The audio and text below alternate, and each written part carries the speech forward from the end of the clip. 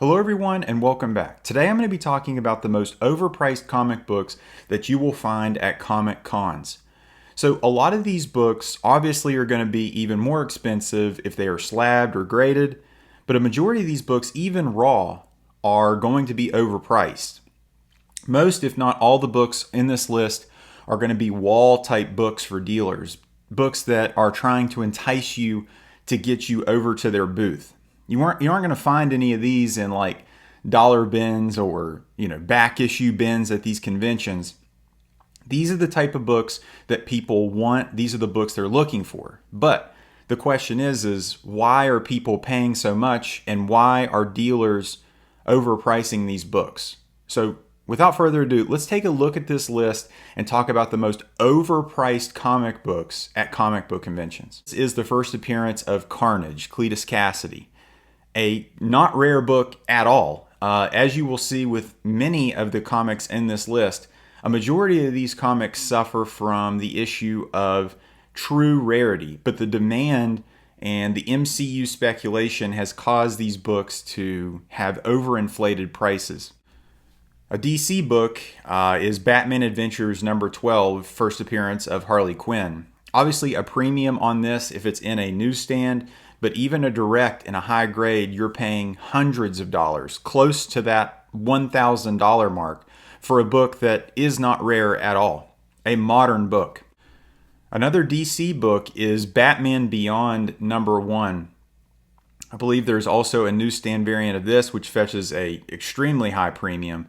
But Batman Beyond, first appearance of Terry McGinnis, another book that's just wrapped up in that speculation, that what if this character sees the light of day on a big screen or a TV series, a beloved character from a beloved animated series, but scratch my head as to why is this book worth hundreds of dollars. A Dark Horse book and a Star Wars book is Star Wars Clone Wars number 1, the first appearance of Ahsoka Tano. So obviously with the new series that came out, a lot of that buzz carried over, but this is a book that you've got to be looking at print runs. Why is a book so expensive? Is it because it has a very low print run? Well, this is one of those that kind of falls into that like 24,000, 25,000 type print run where it's not exactly overprinted, but it's not truly scarce. And a lot of Star Wars collectors kept their books in pristine condition. Star Wars collectors are famous for keeping their collections very minty. So finding a high grade of this is not difficult. If you ever stumble on a Star Wars collection, it's got a lot going for it. And as most of these books that we're going to be talking about, most of these books have the main character, the first appearance character on the cover. But this is kind of like the creme de la creme of Marvel comic book speculation run amok. This is Ultimate Fallout 4, the first appearance of Miles Morales, one of the most famous modern comics of all time, specifically within the past few years. A character that has really kind of taken hold into the mainstream, gotten on the edge of the Spiderverse movies. A lot of young people really kind of drawn to this character, but a book that has no true rarity. And as far as a graded book, 9.8s of this book get slabbed every single day. That print, the 9.8 count goes higher and higher and higher if you were to look at the CGC census. Buying this book graded in a 9.8, oh man, you're about to lose your butt. There's so many people that paid $3,000, $3,500, $4,000 at its peak, and it's still in a 9.8 hovering around $1,000, if not more. Do not buy this book at a comic book convention. And kind of like the counterpart to this is the Edge of Spiderverse number 2, the first print, the first appearance of Gwen Stacy as Spider-Gwen. Kind of the resurgence of Spider-Man characters, all that hype with Across the Spider-Verse. Great movies, incredible animation, really feels like you're watching a comic book, but again, not a rare book. And when it even came out, people knew that this was a book that was going to be a first appearance, something that needed to be speculated on. Many of these books that you will see are Marvel books because of the impact that the MCU and the Marvel movies have had. The DC books, like this one, this is Omega Men #3. This is the first appearance of Lobo, a book that just took off for no apparent reason other than James Gunn taking over the reins at DC, and then the idea of Lobo being the next kind of wacky character in the DC universe, similar to John Cena's Peacemaker and the Suicide Squad stuff.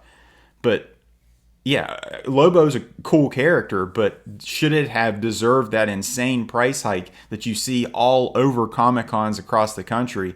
No, this book is not rare at all. And this is a controversial one here. This is Teenage Mutant Ninja Turtles, the third print specifically. Now, the first print, if you see that priced high at a comic book convention for tens of thousands of dollars in a high grade, yeah, that's worth it. There's like less than, I don't know, like what is it, 6,000 or 7,000 of those that exist. But for the third print, no.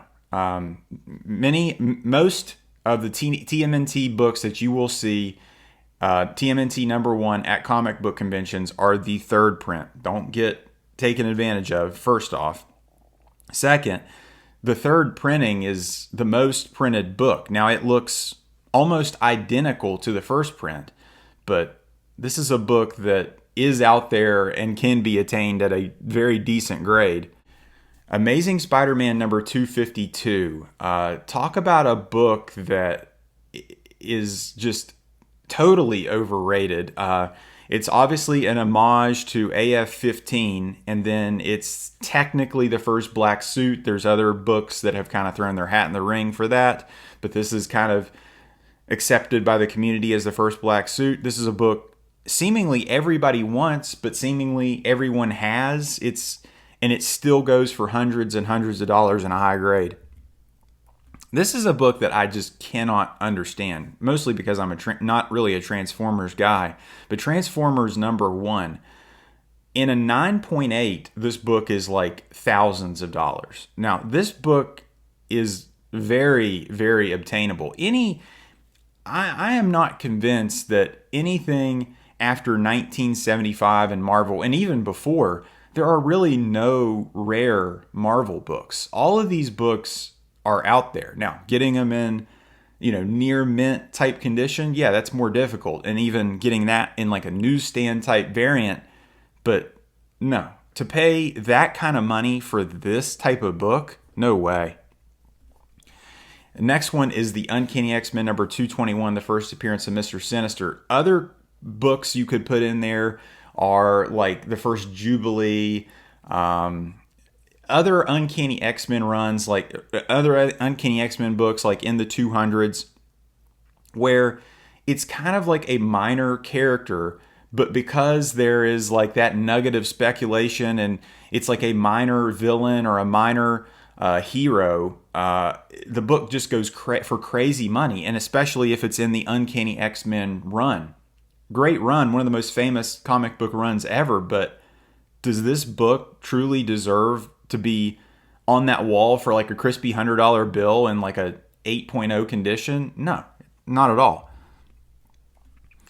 The Incredible Hulk #340, one of the most iconic covers by Todd McFarlane. This is one of those books that it's not even a first appearance. It's not even a major event that happens. It's just a badass cover. This was paid homage to in the new Deadpool and Wolverine movie, and the book has surged again. This is one of those books that everybody wants. It's like, if you have a comic book collection, this is like one of those that you need to have, apparently. It's one of the most homaged covers of all time, but it's not rare, it's not scarce, and it's damn sure not worth hundreds of dollars. Amazing Spider-Man #300. This is technically the first appearance of Venom, but if you look at Amazing Spider-Man #299, that kind of really is the first appearance of Venom. So this is one of the most iconic covers of all time, again, and this is a book everybody wants to have in their collection at any grade. If you need to have at least one copy of this, and people pay a premium at Comic Cons to try to get one. Uncanny XMen number 266. This book has surged in value here in just recent weeks because of Channing Tatum's depiction of Gambit. Not a rare book, especially in a direct. There is a Mark Jewelers and a newsstand version that fetch a significantly higher premium. But again, it's one of those where it's not technically his first appearance, but he's on the cover, great cover. New Mutants 98. If you're seeing a trend here, it's all of these books are 80s, 90s Marvel keys that somehow everybody got influenced. They fell for it. They took the bait, and they think that these books are worth hundreds and thousands of dollars in certain grades and certain variants. You can get a New Mutants 98 today. At any point in time today, you can go out and get this book. This is not a rare book. This book is out there. It is wild to me how much people are willing to spend for this book. Now, jumping back to the Bronze Age, a majority of everything we just saw was copper and modern stuff. Even Bronze Age books like Marvel Spotlight 5, first appearance of Ghost Rider, in a higher grade, this book raw is selling for like $2,000 plus. But if you're starting to get into like the 7.5, 8s, you're still paying thousands of dollars for this book. A character that is well beloved, but again, these books are not uncommon. Tomb of Dracula number 10, first appearance of Blade. Again, it's that same type of thing. A Marvel speculation book, a book that, is something people are looking for. Hey, I'm going to cash in on this later, and they're willing to pay a premium now so that there is like a hope of like this surging in value again when a movie comes out. And then it inevitably crashes again after the movie either sucks or just after the movie comes and goes. A DC book that is an incredible key issue, one of my favorite covers of all time. Not really a first appearance. It kind of reinvents the Joker, but Batman 251, a book everybody seems to want, and the premium is paid for that. Majority of these books are books that the market is there for these books. It's like everybody wants these, and the market and people will pay. So therefore the market surges. It's just the book is not rare. The book is not truly special. There is no first appearance.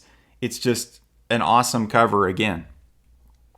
And this book is more evident of that than anything. ASM 129. As many other videos on YouTube have shown, this book is not rare at all either. It is, people stockpile this book, hoard this book. There are so many collections out there that still have not been found with this book laying in there. The first appearance of the Punisher is an incredible book, incredible cover. Everybody wants this in their collection, but to pay thousands for a high grade, it just doesn't seem real smart. And the creme de la creme of this is the Hulk 181. ASM 129 and Hulk 181 are going to be in every comic book show of a decent size. Those books will be on the wall somewhere. So at any point in time, I can go online, buy this book. Any comic book convention, I can go buy this book, as well as the ASM 129. You know what that tells me? These books are out there. They're not rare. They're not overly special. It's just people want them. Giant Size X-Men number 1. Same kind of thing. But this book specifically, X-Men 94. This book is... The fact that this book still goes for hundreds of dollars is just blows my mind. It is a horrible cover with just like this stupid big head in the back, and I can't even remember that character's name. This is like, if you can't get Giant Size X-Men 1, you get this. If you can't get first appearance of X-Men, you get Giant Size X-Men 1. And this book is just like a consolation prize. Like, Yeah, it's the start of the new run. You know, it starts back with X-Men 94 with the Claremont run. Definitely an iconic run, but that is all this book has going for it. To pay that kind of premium for this is foolish. It's not even a wall book. X-Men number 101. So many of these books, there are so many of these copies out there. Now, finding them in high grade is not easy, but these books were just common. These are still common. Iron Fist number 14. I cannot tell you how many times I have gone to a Comic-Con, asked to look at the first Sabretooth, and looked at that price and my jaw hit the floor. This is one of those that they just keep trying to milk every single dollar they can out of it. I feel bad for Iron Fist. Immortal Iron Fist by Ed Brubaker is one of my favorite runs I've read so far. And he gets upstaged in his own book. The first appearance of Iron Fist is nowhere near as valuable as the first appearance of Sabretooth in Iron Fist's book. Wolverine number 1. If you can't get Hulk 181, you get this one. This is, it's in that 4-issue miniseries with Frank Miller. Incredible cover, iconic cover, and that is all it's got going for it. ASM number 1. So I have some Silver Age books on this list, and there is only one that comes to mind. A terrible cover. It's not a first appearance other than J. Jonah Jameson. If you have this kind of money, just spend a little bit extra money and get an AF-15. This book is one of the most overrated books of all time. Other ASM books like ASM-4 are a better buy, in my opinion, than this. To me, this book should only be worth like $1,000, maybe $2,000 at most. ASM number 194, another speculation character, Felicia Hardy, first Black Cat. Just another book that has no business being this valuable. Guys, are any of these books that you've seen on walls that are just overpriced, unreasonably overpriced? Let me know. If at any point in time you like this video, give it the thumbs up. And if you like this video, subscribe for more. Take care.